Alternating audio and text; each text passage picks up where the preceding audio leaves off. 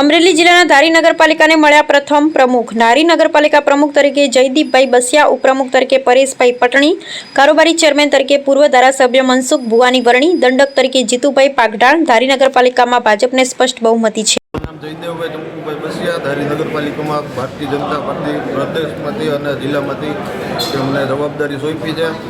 બરાબર, એટલે પાર્ટીના તમામ આગેવાનોનો ખૂબ આભાર માનું છું. ખાસ કરીને તાલુકા ભાજપના પ્રમુખ શ્રી યોગેશભાઈ મોટડિયા, જિલ્લા ભાજપ પ્રમુખ અર્જુનભાઈ કાનાણી, ધારાસભ્ય શ્રી જયભાઈ કાકડિયા, કૌશિકભાઈ વેકરિયા, સૌનો ખૂબ ખૂબ આભાર માનું છું.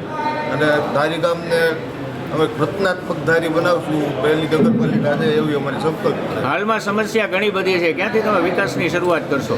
સાફ સફાઈની બોર્ડ મિટિંગમાંથી સાફ સફાઈથી મિટિંગ ચાલુ થાય એટલે અમે બધું ચાલુ કરી દઈએ. રેલવે ટ્રેકના હિસાબે 2 ફાટા થઈ ગયા છે ધારીના, તો એ બાબતમાં આપ શું ધ્યાન દોરશો કેન્દ્ર સરકાર? જરૂરી ધ્યાન અમે આગળ દોરશું.